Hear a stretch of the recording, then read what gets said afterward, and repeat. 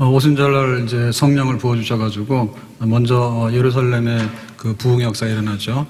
사도 중에 베드로, 그래가지고 3,000명, 5,000명. 그러니까 또 이제 유대와 사마리아 땅끝을 가야 되는데 예루살렘에서 뭐 자기들이 가겠어요. 좋으니까 여기 있잖아요. 그러니까 하나님께서는 반대적인 방법. 그러니까 스데반이 이제 순교해서 박해가 오잖아요. 그러니까는 그냥 예루살렘에서 있고 싶지만은 갈 수밖에 없게 됐죠. 그래서 옆으로 다 흩어지게 됐는데 그때 이제 빌립 집사 같은 이가 사마리아로 내려가서 말씀을 전해요. 그랬더니 베드로가 말씀 전하고 안진병이 일으키고 표적과 기사를 행하고 뭐 이렇게 했던 것처럼 또 스데반도 말씀을 전하고 표적과 기사가 나타나고 그러니까 이제 돌에 맞아서 순교하고 빌립도 가서 이제 똑같이 성령의 은혜로 말씀 전하고 표적과 기사가 나타나고 병도 고치고 이러니까 사마리아에서도 이제 물세례, 예수 믿겠다 세례를 많이 받았거든요. 그러니까는 예루살렘에 소식이 가니까 진짜 반신반의죠. 베드로하고 요한하고 와 사마리아 거기 좀 힘들 텐데 항상 예루살렘 중심에 유대인 중심의 생각이 꽉 차 있잖아요. 그래서 가봤어요. 가봤더니 진짜 막 믿는 거예요 사람들이. 그래서 니들 성령 충만을 받아라 했더니 그야말로 이렇게 성령을 하나님께서 부어주시니까 그 예루살렘의 오순절날 일어났던 성령의 역사 같은 성령의 역사가 사마리아 똑같이 일어나는 거예요. 예. 자, 이래가지고는 약속의 말씀처럼, 예루살렘과 유대와 사마리아와 땅끝, 이제 땅끝이 문제잖아요. 땅끝이 정말 넓잖아요. 예, 땅끝이 정말 멀고도 넓은 데입니다. 그래서 이 넓은 지역을 이제 흩어져서 전도하는데, 우리가 아는 대로 이제 바울이 중심이잖아요. 그러니까 바울이 이제 회심하기 전에 사울인데, 이 사울을 들어가지고 바울로 회심을 시켜가지고 로마를 보고 땅끝까지 가는 그런 이제 아주 대표적인 성령의 사람으로 하나님 쓰십니다. 그래서 오늘 오전에 말씀드리기는 그러면 이 사울 같은 사람은 원래 쓰기에 적합하지 않은 거예요. 이거 완전히 적대적이고 예수님하고 싸우려고 아주 달라드는 사람이거든요. 고집센 항소와 같고 또 막 이렇게 포악한 그런 멧돼지처럼 그리고 또 사나운 들개처럼 무르렁거리고 다니고 물어뜯으려고 그래서 이제 스데반 죽이는데도 이제 앞장을 섰고 또 예루살렘에서 집집마다 체포하는 것도 하고 그것도 사람이 할 일은 아니잖아요, 그죠? 근데 막 그런 거를 막 밥 먹듯이 하고 그다음에 모자라니까 이제 다메섹에까지 가서 대제사장의 체포 명령권 공문을 받아가지고 들고서 이제 가는 거죠. 가는데 그때 이제 예수님께서 너 뭐야? 네가 왜 그래? 라고 이제 하시죠. 그래서 이제 극적으로 이 사울이 이제 회심을 하게 됩니다. 사울이 회심하게 돼요. 그래서 이제 사울이 그 회심할 때 그 역사적인 상황은 성경에 다시 보면 3절에 사울이 길을 가다가 다메섹에 가까이 이르더니 그래서 여기까지는 정말 이렇게 자기가 의기양양했죠.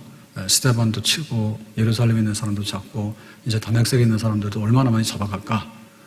제가 3부 예배 시간에 그 다메섹에 유대인이 얼마나 많은지 네로 황제 때 그때 이제 유대인 막 박해를 막 하게 될 때 100명이 죽었다고 제가 가서 여기 영상 보니까 그런 소리를 하더라고. 그 잘못된 겁니다. 10,000명 이상이 죽었습니다.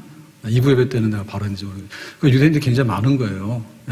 그러니까는 상당히 많은 사람들을 체포하기 위해서 이제 기대가 막 대해서 갔는데 거기 들어가지도 못하고 잡으러 간 그 믿는 사람을 체포하러 갔는데 예수님에게 자기가 붙들렸지. 꼼짝 못하고. 그래서 첫 번째는 뭔가 하면 빛이 나타났잖아요. 호련히 하늘로부터 빛이. 그러니까 이거는 지금 정오라서 해가 떠 있는데 그 해보다 더 강한 해. 그런 아주 하나님 그분 자체가 이제 사울 앞에 딱 나타나게 된 거예요. 그러니까 사울이 그냥 순식간에 시력을 잃어버리게 되고 소경이 돼버리잖아요. 그러고 낙마해가지고 땅에 이제 엎드려지게 된 거죠. 그러니까 어떻게 보면 한심하죠, 그죠? 기세등등했던 막 황소처럼 밀고 들어갔던 그런 사울이 그냥 땅바닥에 주저앉아가지고 그래가지고 있더니 소리가 들리는데 사울아 사울아 네가 어찌하여 나를 박해하느냐. 지금 네가 하는 일이 너는 지금 잘됐다고 생각하잖아. 이게 잘못된 거야. 너는 예수가 죽었다고 생각하잖아. 나가 지금 부활하고 있잖아. 하나님 보좌 우편에 있잖아. 그리고 네가 하는 일은 상 받을 일인 것처럼 생각하는데 지금 네가 하는 일은 상 받을 일이 아니야. 이거는 완전히 정말 하나님 앞에 적대적인 걸 하고 있는데 네가 왜 그러니? 그런 소리가 이제 들리는데 그야말로 그냥 이렇게 그 바울이 엎어져서 눈은 뜨지 못했지만 그래도 막 듣는 건 있어가지고 만약에 사울 너 잘해 그러면은 사울이 또 용기 내가지고 또 막 일어서서 박해할 거 아닙니까? 근데 그냥 들리는 소리까지 그래버리니까 자기가 도대체 어떻게 할 수 없는 사람이 듣는 거하고 보는 거하고 꽉 막혀버리면 아무것도 못하죠.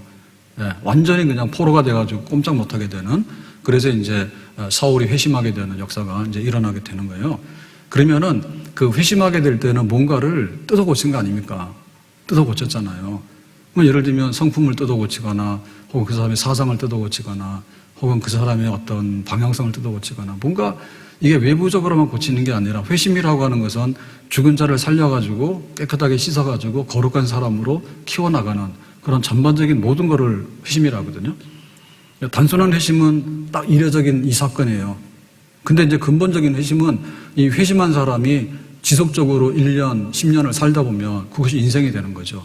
그리스도 안에 새로운 삶이 되는 거죠. 그러니까 그런 그 회심의 역사가 있는데, 도대체 뭘 건드렸기 때문에 이게 지금 회심이 됐냐, 그죠? 이게 회심이 됐냐. 예? 도고를 가져와서 막 먹으면 죽잖아요. 근데 이거 뭘 빼야지 이게 도고가 안 되는 거예요. 도고란다. 참. 도고가 안 되는 거냐. 도고를 빼야지 이게 되잖아요, 그죠? 예, 우리가 뭘 가져오면은 통째로 먹을 수는 없단 말이에요. 뭔가를 이렇게 딱 조치를 해야 되는데, 차가 적응이 좀 많이 됐습니다.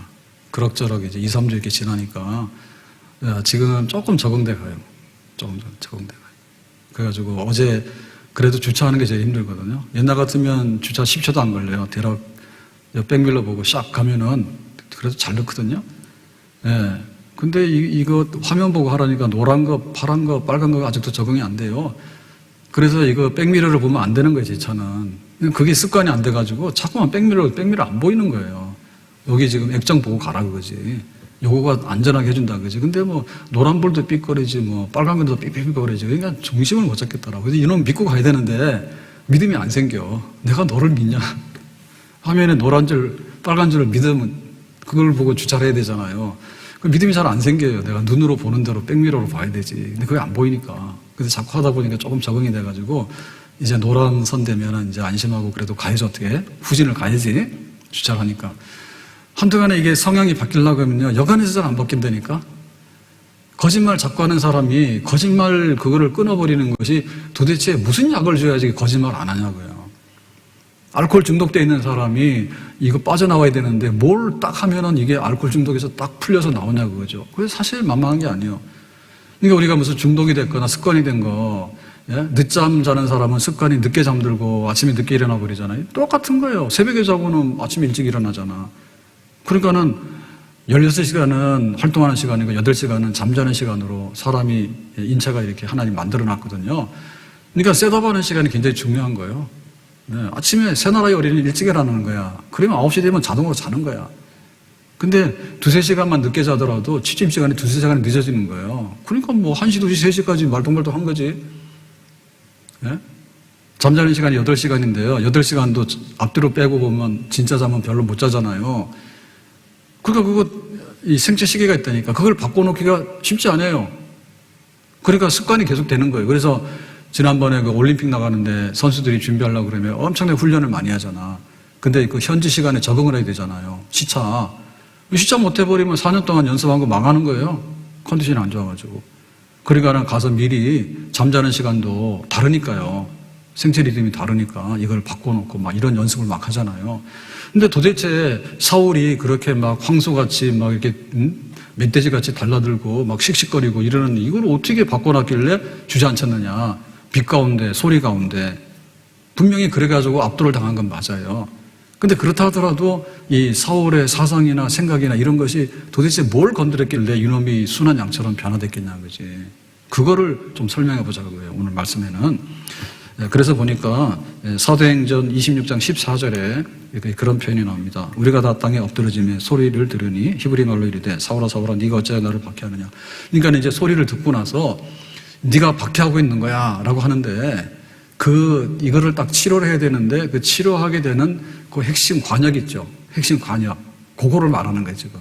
네가 박해하는데 요거 때문에 나를 박해하는구나. 그러니까 요거 가시를 딱 잡아 빼면은 이제 이 박해를 풀리고 사울이 다른 사람으로 변화될 가능성이 있는 거죠. 독성을 뽑아내야 되잖아요.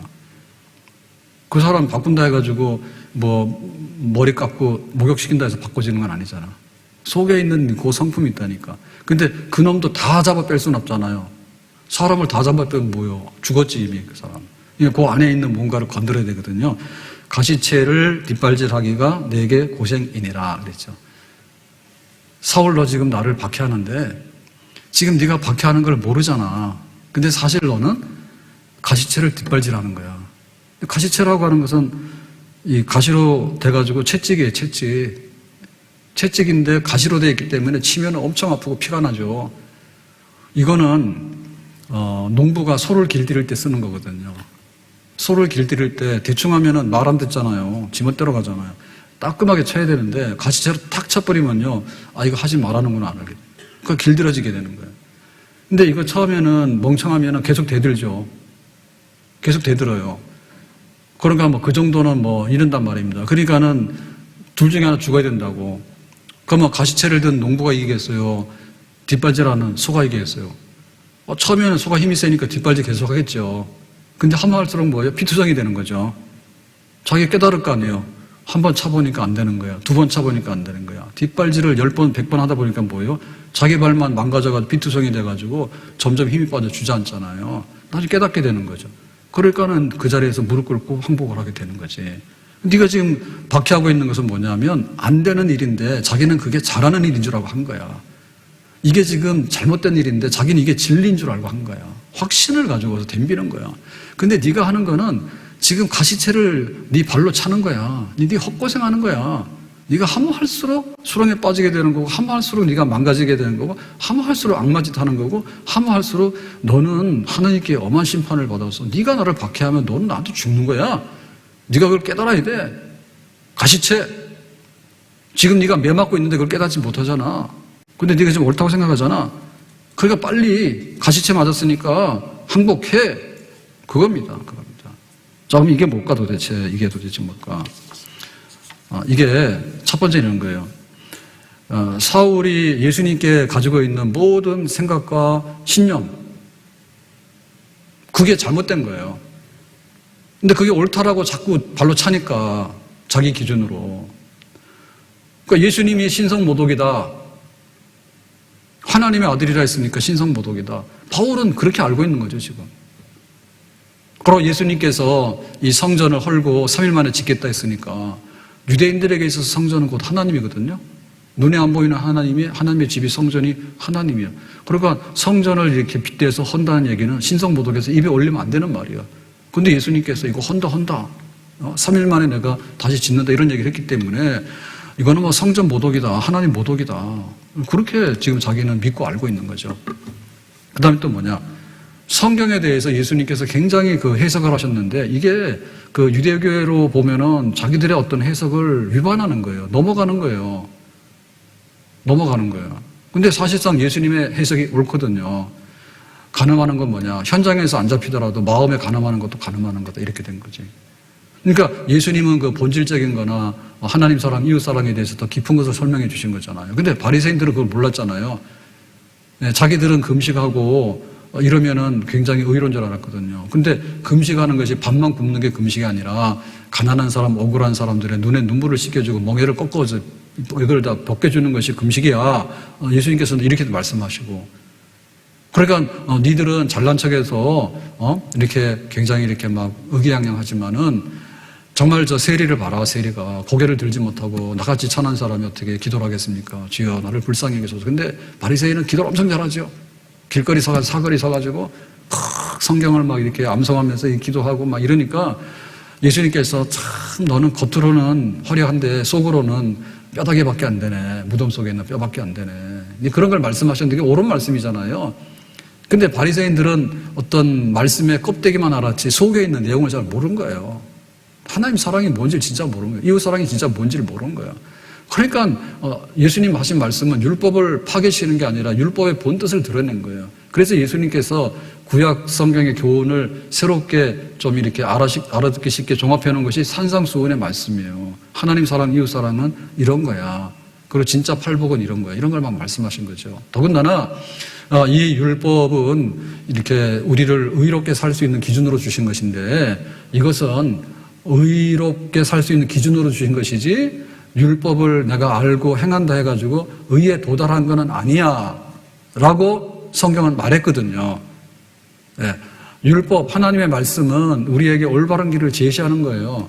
근데 내가 이 말씀을 붙들고 산다 해서 항상 올바른 길에 갔다라고 하는 것은 아니라고 말이에요. 안내하는 것이지. 그러니까 율법은 몽학 선생이라 어디까지만 안내해서 너의 올바른 삶은 이런 거야. 근데 너는 거기에서 좀 미달했어. 그걸 알려주는 거예요. 그럼 어떻게 돼요? 와, 내가 이 말씀을 다 지키지는 못했구나라고 하는 걸 깨닫고 거기 쓰는 수밖에 없잖아요. 그러니까 율법으로 의롭다함 받는 게 아니라 정말 내가 어떻게 해야 되지? 하나님 말씀은 사랑하라 했는데 내 사랑이 안 되네. 자꾸 미움이 생기네. 어떻게 해야 되지? 그럴 때 예수님께서 우리의 그 율법에 미달하는 죄값을 다 지불하셨으니까 이제 그 예수님을 믿음으로 인해서 너는 의로운 행위를 못했지만 예수님의 의로운 행위, 대속의 행위로 인해서 그것이 너의 믿음으로 인정되어진다라고 이제 그 율법이 그 말하지 못한 부분, 율법은 안내자가 됐지만은 율법이 완성하지 못하는 것, 완전하게 의에 이르는 길, 그것은 믿음에 이르는 의다라고 하는 것을 율법이 말해주지 못한 것을 예수님께서 이제 알려주신 거죠. 그러니까는 우리가 의롭게 대해서 하나님의 자녀가 되는 것이 구원이잖아요. 그러니까 율법을 행하긴 행해야 되지만은 율법을 행함으로 의에 도달하는 게 아니라 율법을 보면서 내가 믿음으로 가야 되겠구나라고 하는 것을 깨닫게 하는 것을 하나님께서는 율법을 통해서 알도록 우리에게 긍휼으로 주셨다. 그 다음에 믿음으로 의롭게 된 사람들은 그러면 율법을 따라 살면은 우리가 믿음으로 의롭다 함 받은 만큼 그렇게 기준을 잡아서 잘 살 수 있겠구나라고 받아들이면 되는 거지. 예수님께 그 말씀 하신 거야. 전혀 진리죠, 예수님 말씀은. 근데 율법을 못 어간자요, 성전을 못 어간자요, 하나님을 못 어간자요, 뭐 이래가지고 덮어씌워서 죽여야 된다 해서 못 박아 죽였는데 이 바울도 동의한다. 그거를 가지고 있는 거야. 그러니까 계속해서 이제 뒷발질 하는 거지, 그냥. 가시채를 뒷발질 하는 거지. 그게 자기가 옳다고 자꾸 생각하니까 그게 아닌데, 그러니까 자꾸 피가 나는데도 깨닫지를 못하고 계속해서 그냥 고생이 심한 거지. 그러니까 너가 알고 있는 예수님에 대한 이 모든 것들이 잘못됐다는 것을 지금 깨달아, 빨리. 가시처럼 맞으면서도 네가 그거를 자꾸 저항하고 그렇게 덤빌려면 되냐? 예수님에 대한 생각을 다 바꾸도록 해. 예수님 말씀이 옳은 거야. 그렇게 된 거죠. 그러면 이 바울은 예수님을 직접 봤느냐? 뭐 살짝 봤을 수도 있고 못 봤을 수도 있어요. 왜냐하면 예수님은 주전 한 3년, 4년 고무립에 오셔가지고 33년이니까 주 한 30년경에 십자가에 처형당하셨거든요. 근데 바울이 이제 예루살렘을 유학 갔을 때 그때 뭐 잠깐 볼 수도 있고 못 봤으면은 이제 그 예수님 제자들이나 주변의 사람들을 통해서 예수님께서 뭐 안진병을 일으켰다, 뭐 귀신을 쫓아냈다, 혹은 나사로를 살려냈다, 예수님께서 또 산상수 이런 말씀하셨다, 이런 건 다 알고 있을 거 아니에요. 근데 어쨌든 자기가 유대인의 관점에서 볼 때, 바리새인의 관점에서 볼 때, 그리고 이 사울이 다소에서 신실한 경건한 사람인데 자기가 이렇게 유학 가서 또 가말리알 문화에서 배우고 한 거 이런 걸 볼 때, 자기 기준으로 볼 때 예수님이 안 맞으니까 내가 옳다라고 질른 거예요. 발차는 거예요. 그거는 가시채를 네가 발로 찬 거기 때문에 그거는 네가 항복해야 될 일이 잘못된 일이야. 네 생각을 바꿔. 그런 겁니다. 그래서 우리가 이렇게 회심한다라고 할 때 그 회심이 그런 거예요. 꼭 불교 믿다 온 사람은 불교식으로 생각하게 되고요. 유교 믿다 온 사람은 유교식으로 생각하는 거야. 자기의 그 무신론적인 사상이 있는 사람은 항상 그 무신론 사상에서 뒷발질을 하는 거야. 그런 게 있어요. 그걸 바꿔야 돼요. 네, 성경이 하나님 말씀이다 보면 하나님 말씀으로 읽으려고 믿음으로 읽어야 되는데 이게 뭐 문학 작품이다, 혹은 어느 옛날에 고문서다, 이런 식으로 접근하게 되면 이게 뒷발질하는 계속 가시채를 뒷발질하게 되는 거예요. 그걸 버려야 돼. 그러니까 내가 자꾸 저항하는 거 있잖아요. 내가 도대체 내가 왜 주님께 항복하고 이렇게 새 사람이 되지 못할까라고 할 때 이 영적인 배경이나 종교적인 배경이 있다니까. 뭐 하면은 뭐 무당식으로 믿는 거야, 이게. 그게 아니라 하는데도 돌아가면 또 무당식으로 믿는 거야. 그러고 막 복권당도 있어요, 복권당. 가가지고 복권 사가지고 벼락 맞으려고 하는 사람, 요런 사람 심보가 있어가지고 꼭 예수님하고 뭐하고 할 때 보면 뒷발질하는데 그거야. 왜 나에게는 이렇게 기도가 응답이 안 되고 나에게는 운수 대통이 안 될까? 이런 식으로 따진다니까. 주권적으로 하나님께서 주실 자에게 주시고 살릴 사람 살리고 그런 거지. 항복하라. 예수님을 로또에다 해가지고 왜 로또당에다 가입 안 하냐고. 예수님 왜 로또당에 당수가 됩니까? 아니지. 왜 무당식으로 믿어요? 기분 내키는 들어가서 내 하는 대로 다 해달라고. 무당 그런 거 아니에요?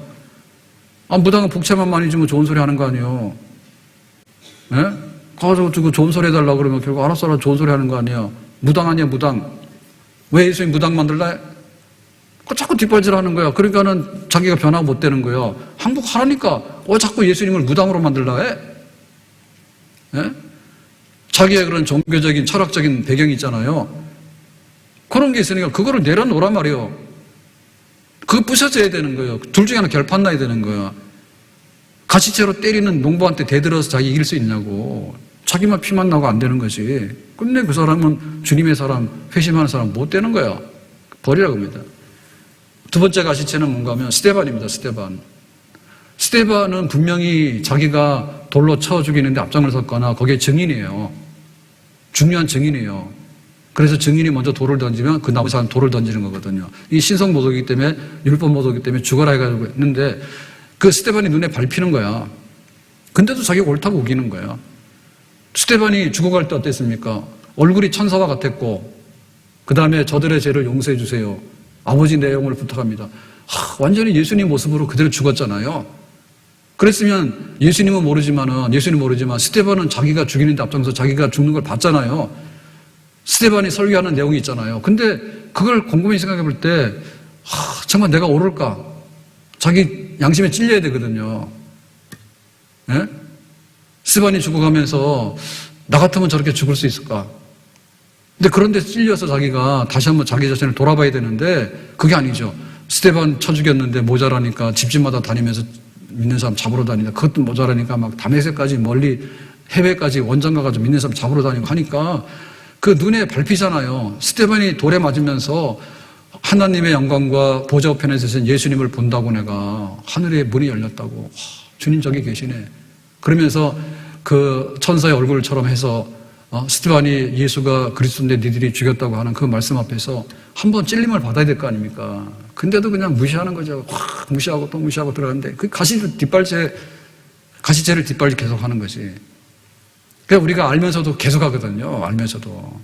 그런 경우 있어요. 고집스러워가지고요. 예? 고집스러워가지고요. 그냥 모른 척하고 그냥 계속 가는 거예요. 뭐 예배는 드리는 사람 드리지. 뭐 나는 그래. 뭐 이런 사람.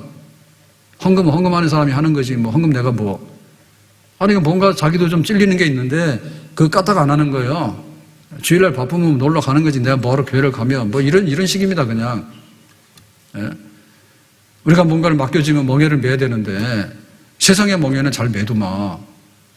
알바도 그거 불량하게 하면 잘리잖아요. 벌벌 떨어가지고 알바도 막 하고. 그런데 주님께서 주신 직분 이런 거 있는데 이것도 뭐 내려놨다 올려놨다 장난하는 거야. 자기도 알지. 다른 권사님들이 얼마나 기도하고 헌신하는지 알아? 자기는 모르는 거야. 권사님들이 기도하라고 권사님 세워놨는데 자기 기도 안 하는 거야. 끝까지 안 하는 거야. 재직들이 교회 직원입니다. 교회 재산과 교회에 속한 보니까 교회학교, 겨울학교, 성경학교 행사 많이 하는데 사실 교회학교 숫자적으로 보면 보고서 보면요 참 많이 줄었어요.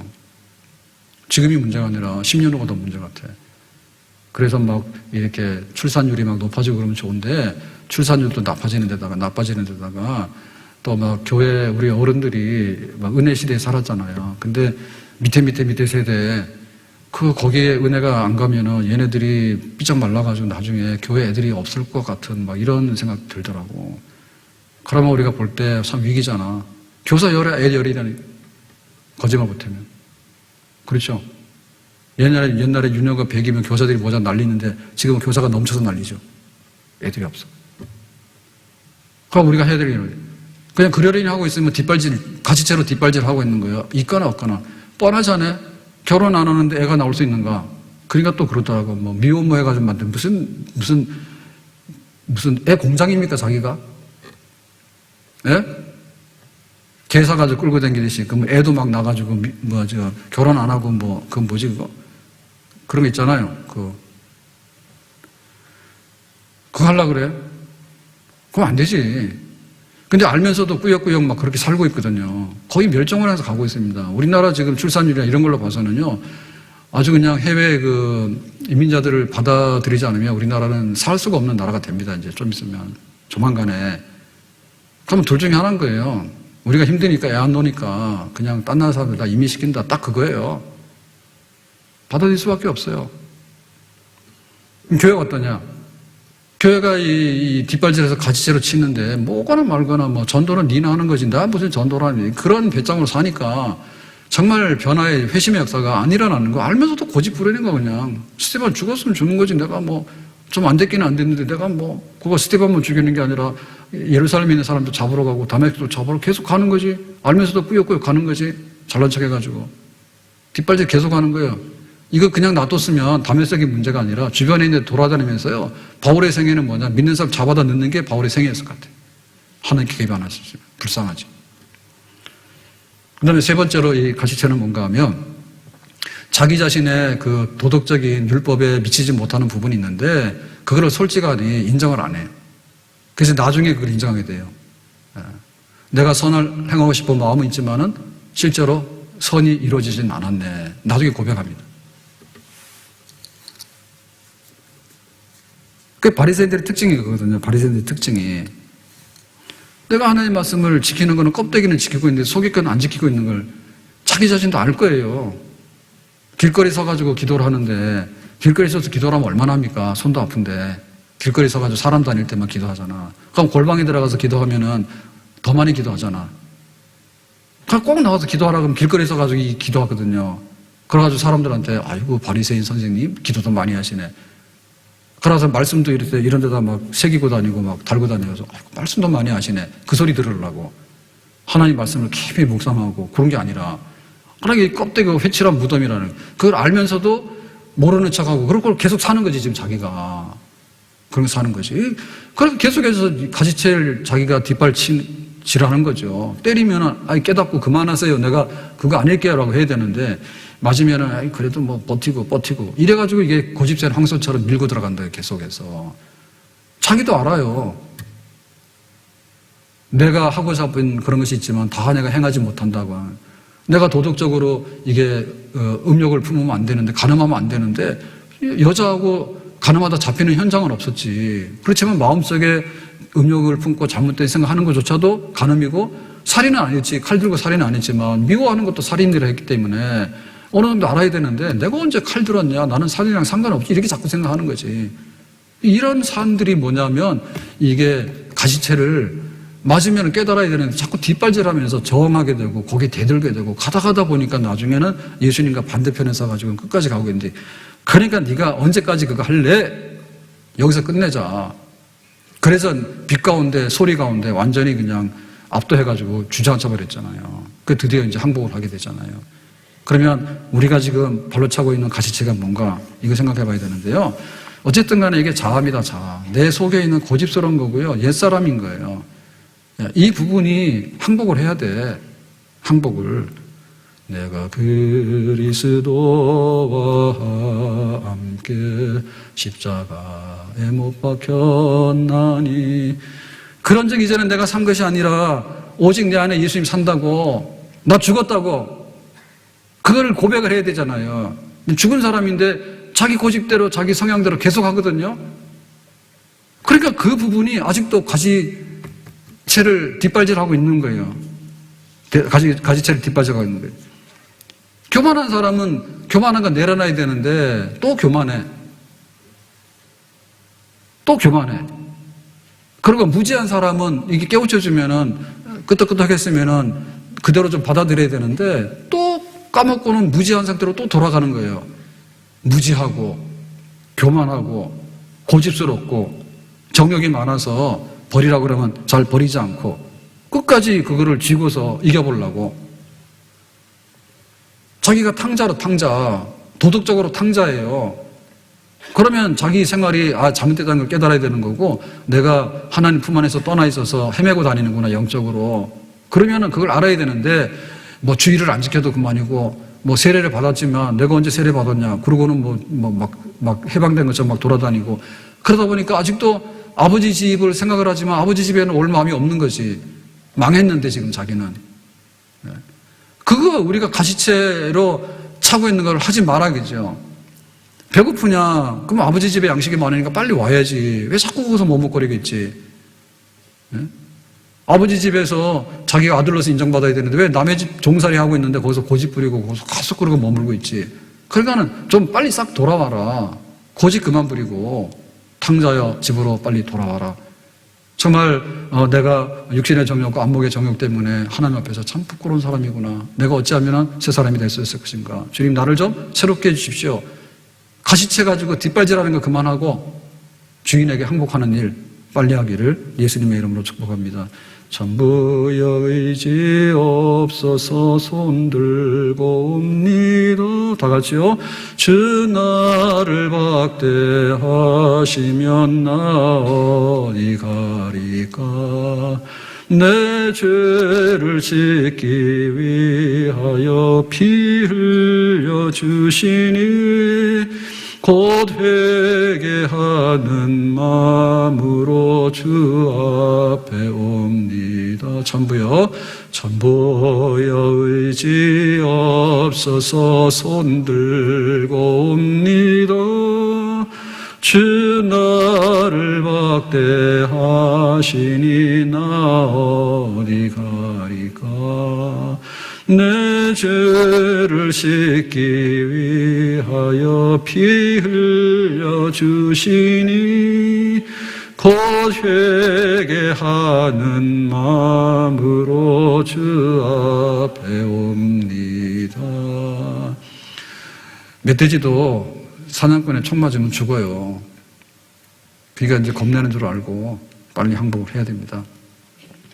교회에 그런 일이 있었어요. 옛날 그 교회 있을 때.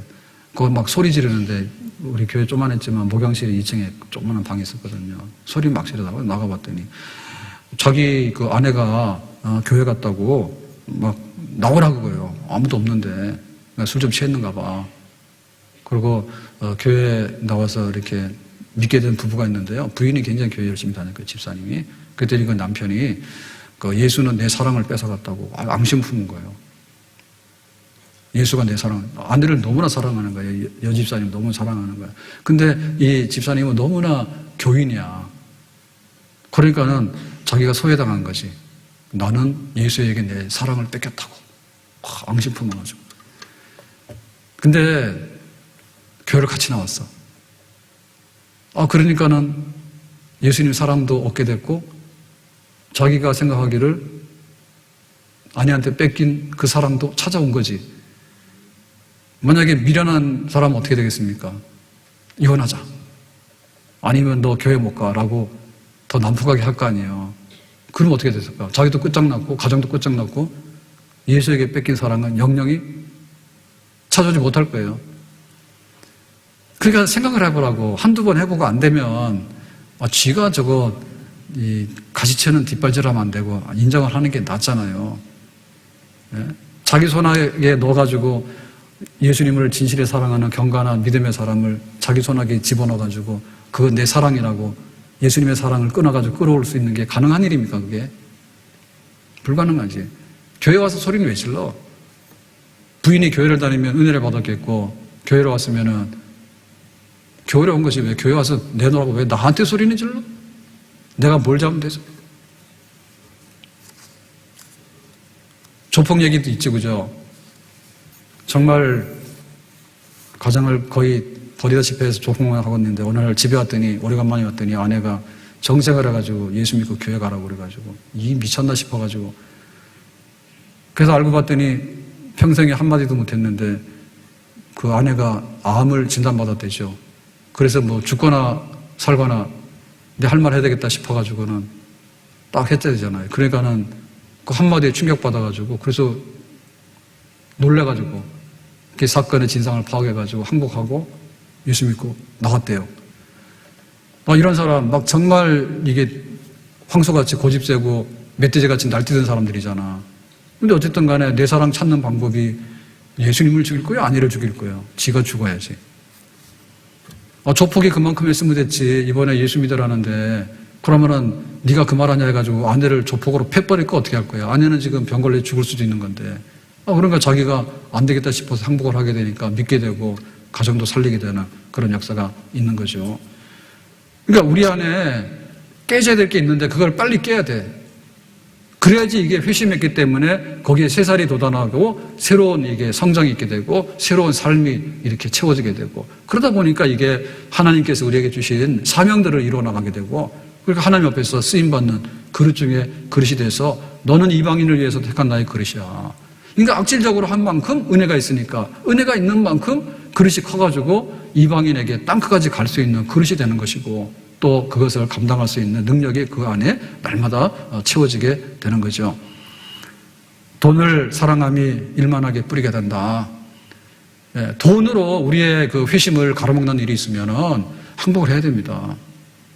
돈 하다가 결국에는 성령과는 반대되고 예수님과는 반대되고 뒷발질 아무리 하더라도 결국에는 돈도 떠나고 자기도 망하게 되는 거예요. 그만해요, 이제는. 돈이 귀하잖아요. 근데 예수님도 귀하잖아요. 과부가 두렙돈으로 예수님 섬겼잖아요. 성경의 믿음의 사람들을 보면요, 헌금 많이 하는 사람 전부 다 과부들이요. 다 가난한 사람들이요. 부자들은 가시채를 갖다가 뒷발질로 쳐가지고는 다 지옥 갔어. 그 돈 그렇게 많은데 왜 그렇게 천국을 못 갈까? 계속해서 가시채로 찬 거죠. 돈이 최고야, 돈이 천국이야, 돈이 주님보다 좋아 라고 하니까 결국에 남는 게 뭐예요? 자식. 부모나 형제를 나보다 더 사랑하면 제자로 삽당하지 않다고. 부모나 형제, 자식을 무시하라는 게 아니라 두 번째라 그 말이에요. 첫 번째가 하나님 사랑, 첫 번째가 예수님 사랑이에요. 근데 자식 더 많이 사랑하는 거예요. 자식 때문에 쩔쩔 매는 거예요. 그러니까 결국에 이게 뭔가 하면 자기 신앙생활을 예수님에게 나가는 데 있어서 이게 가로막힘이 돼가지고 자식을 위해서는 뭐든지 하는데 주님을 위해서는 뭐든지 안 해. 반대로 하는 거야. 사나 죽거나 주님을 위해서라면 옥합도 깨고 두렙돈도 갖다 들여놓고 자기 자식도 갖다 내놓고 그런 마음으로 주님을 섬겨야지 진정한 회심의 역사가 있는 거지. 내 자식 다 키울게라고 했는데 자식이 언제 다 크냐고. 나이 40, 50, 60대도 부모가 살아있는 한에는 부모 밑에는 다 자식은 자식이에요. 똑같아요. 한번 해보세요. 그 젊은 사람들이 젊으니까 애도 놓고 애도 막 키우고 하는데 근데 막 기대가 굉장히 부풀거든요. 얘가 막 유치원만 가면 다 될 것 같은데 유치원 가봐라 어떤 일이 벌어지는지. 초등학교 가면 다 될 것 같잖아요. 초등학교 나왔잖아요. 중학교 가잖아요. 그러면 더 차원이 높은 말썽꾸러기 됩니다. 나중에는 키가 부모보다 크잖아요. 그 때리려고 그러면 내려다봐요. 겁나서 때리지도 못해 이제는. 여행 가면은 막 물건처럼 데리고 다녔잖아요. 야 가자 그러면 애들 막 데리고 다녔잖아요. 좀 있으면요 안 가. 혼자 갔다 오세요. 안 가는 거 좋아하고요. 안 가서 뭐 하냐면은 그럼 공부하고 있으라 하잖아요. 공부합니까? 뭐 라면이나 먹고 게임이나 하고 그런 애들이 더 많아요. 해방이 작은 거예요. 그건 내 마음대로 안 돼요. 근데 계속해서 그 예수님에게 복종하고 주님 사랑으로 가야 될 그런 부분을 계속해서 자식 가지고 발로 차고 있는 거야. 그 발로 차면 찰수록 끝없는 그건데 그런 자식 사랑, 돈 사랑, 육신의 정욕 사랑 그만하라고. 육신의 정욕도 안 끊어집니다, 이게. 먹고 싶은데 참 먹다 보면은 이게 탐심이 돼가지고 먹는데 빠져들게 되고요. 그것도 이게 육신적으로 아니란 데 빠지게 되고 이런 성적인 죄에 걸려들게 되면요. 그게 점점 중독이 돼요, 그걸 보면은. 중독이 돼. 그래서 독신으로 혼자 깨끗하게 잘 사는 사람 많잖아, 그지? 근데 뭐 애를 놓고 부인이 있고 뭐 가족 식구 이래도 뭐 희한한 일들이 많습니다. 부인이 외도해가지고 애를 낳았대나? 근데 뭐 부인이 죽었대나?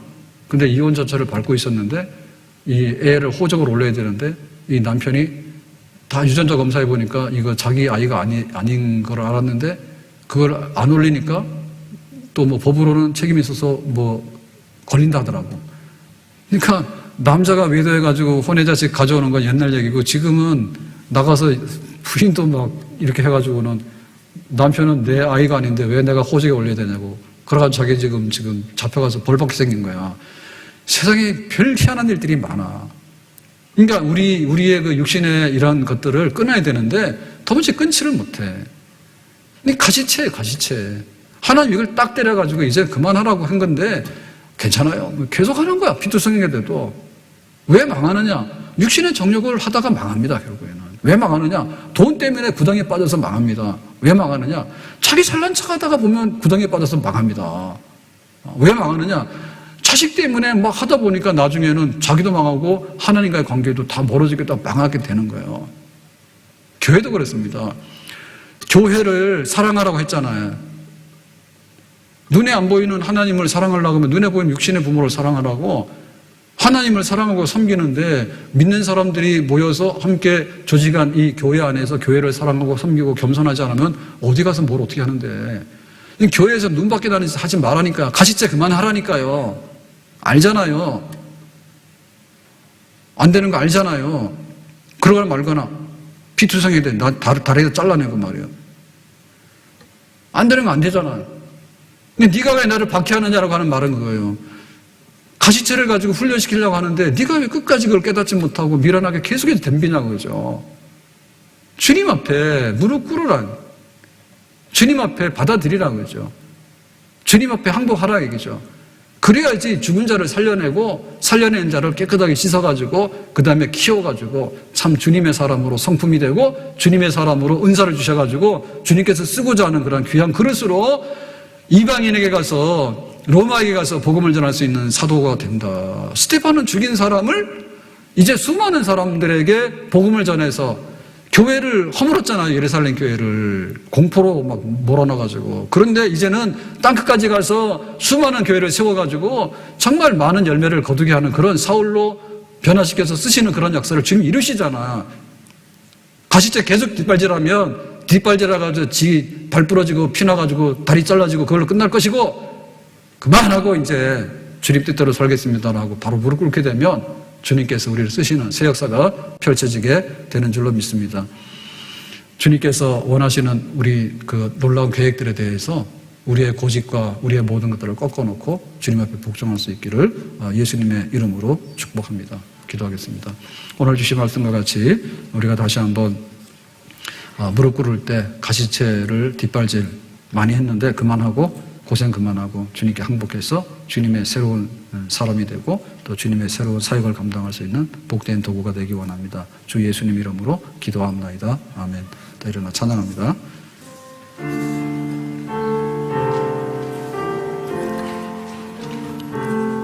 나 같은 죄인 살리신 주는 놀라워 잃었던 생명 찾았고 광명을 얻었네. 큰 죄악에서 건지신 주네 고마워. 나 처음 믿은 그 시간 귀하고 귀하다. 이제껏 내가 산 것도 주님의 은혜라.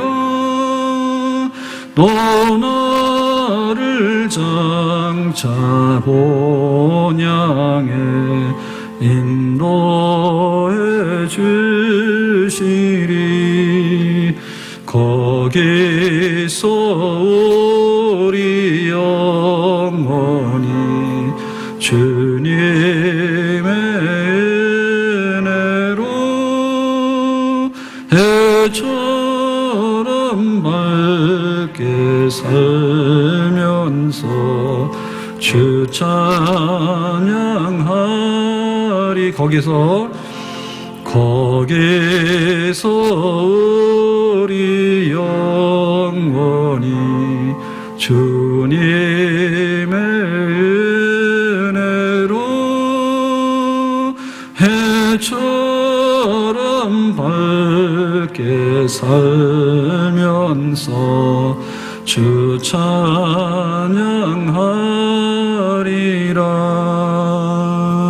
아멘. 가시체를 뒷발질 계속하면 피만 납니다. 정말 우리가 회심해서 돌아서야 되는데 왜 그렇게 앞만 보고 방향이 안 바뀌는지 정말 주님 손잡는 대로 우리가 항복해서 그렇게 새로운 삶을 살아갈 수 있도록 기도할 것이고, 또 하나님 우리에게 은혜 부어주셔서 참으로 하나님 앞에 귀히 쓰임받는 그런 충성된 일꾼이 되고 또 축복을 나눠주는 거룩한 축복의 사람이 되기 원합니다. 다 같이 주여 부르고 기도하겠습니다. 주여, 주여, 주여.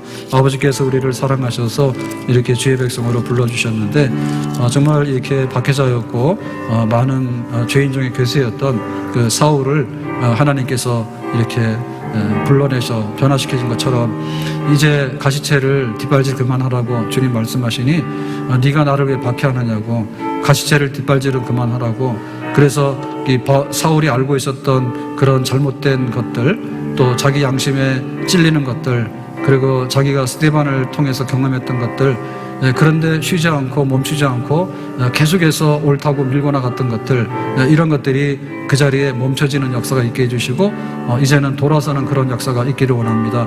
하나님, 우리들도 내가 중심이 되어 있고 또 우리가 가지고 있는 이 모든 것들에 강력하게 영향을 받고 살고 있는데, 하나님, 그 돈이나 물질이나 우리 자녀나 명예나 세상의 정욕이나 그리고 우리가 습관적으로 가지고 있던 이 모든 것들에 대해서 정말 주님께서 그게 아니라고 말씀하시면 가시채 그만하고 피 흘리는 거 그만하고 빨리 깨닫고 주님이 원하시는 방향으로 돌이켜서 선한 삶을 살게 하시고 또 믿음의 사람으로 가야 될 길을 가게 하셔서 세수를 새 부대에 채우는 것처럼 주님께서 우리를 회심시키실 때 그 회심의 역사가 깨끗한 그릇이 되어서 정말 채우시고 또 채우시고 또 주님께서 기름 부어주시고 존귀하게 쓰시는 그런 산 역사가 있도록 아버지 함께해 주시기만을 간절히 바랍니다. 하나님, 내 안에 그런 은혜의 역사, 변화의 역사, 또 우리 셀 안에 이런 변화의 역사들이 일어나서 정말 하나님께서 원하시는 공동체, 하나님께서 원하시는 우리 가정에 변화되는 예수 믿는 가정의 본 모습, 부모들이 변하고 자녀들이 변하고 우리 모두가 성령 안에서 정말 그 사울이 이제는 이방인을 향해서, 로마를 향해서 쓰임받는 사도로서, 바울로서 이렇게 전환을 했던 것처럼 그렇게 전환되는 역사가 있기를 원합니다.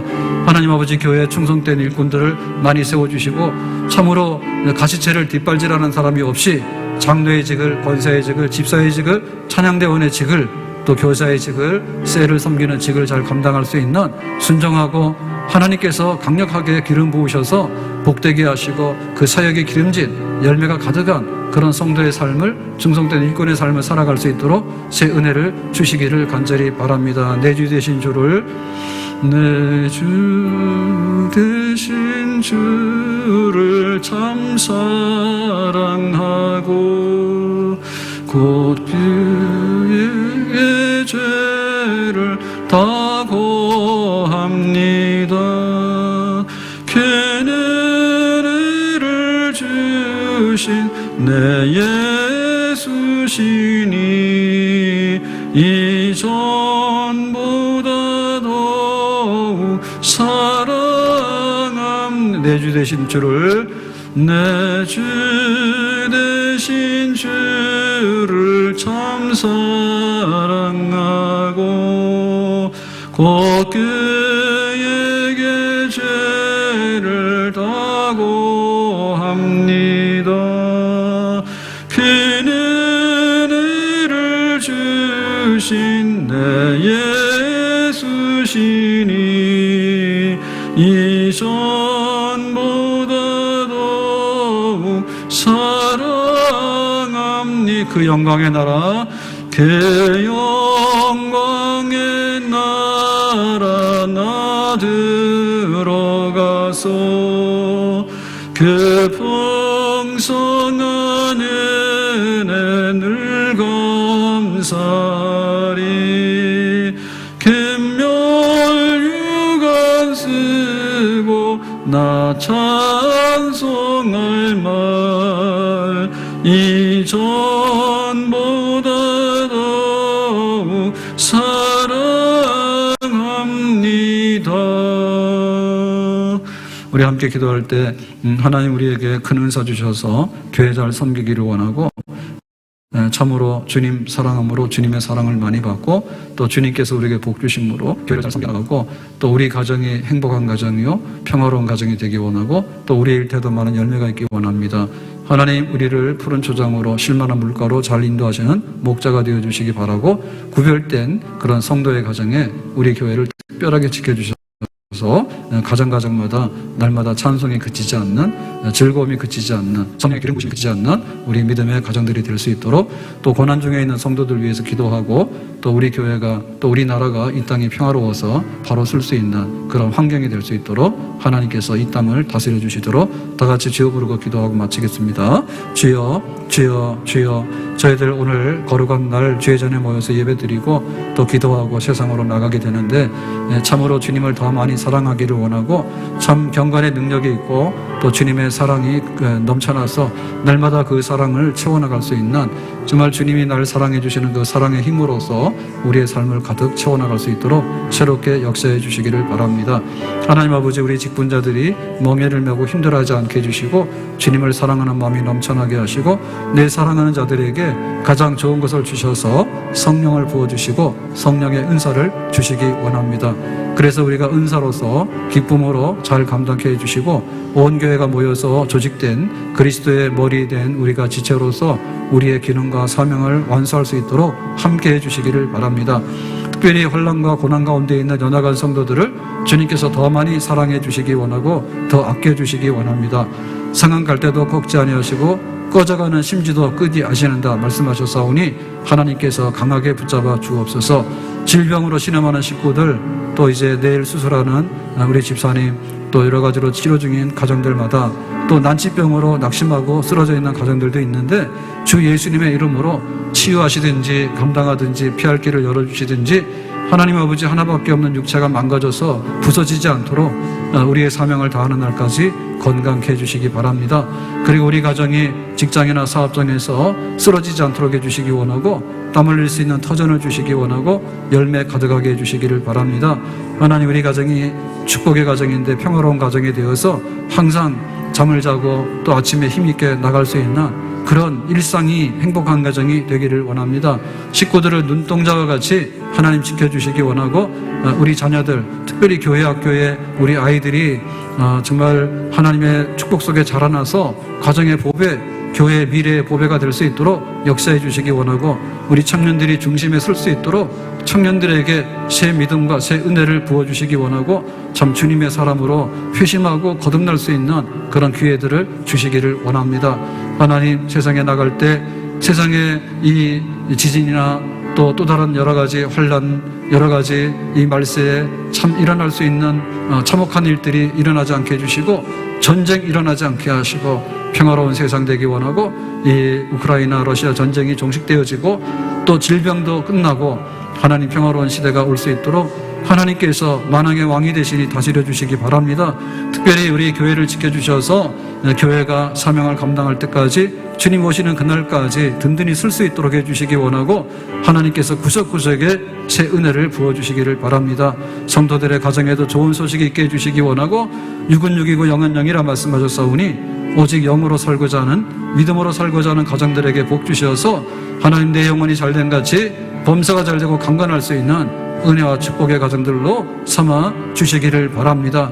하나님, 저희가 무시로 성령 안에서 연합해서 기도하는데, 서너 사람이 내 이름으로 모이는 그곳에 정말 중보기도의 연합이 있기를 원하고, 온 교회가 모일 때마다 또 한 번 기도하기 원하고, 그래서 하나님께서 구름기둥 불기둥으로 이동하시면서 광야길을 이끄셨던 것처럼 이 시대가 어떻게 되든지, 우리가 어떤 상황과 또 어떠한 여러 처지 속에 빠지든지 간에 주님께서 변함없이 우리를 책임지시고 사랑하시는 아버지요 목자로서 계시기를 간절히 바라고 원합니다.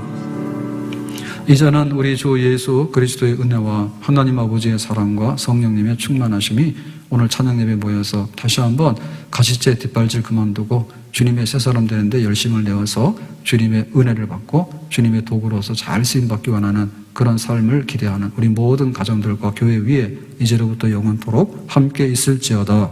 아멘.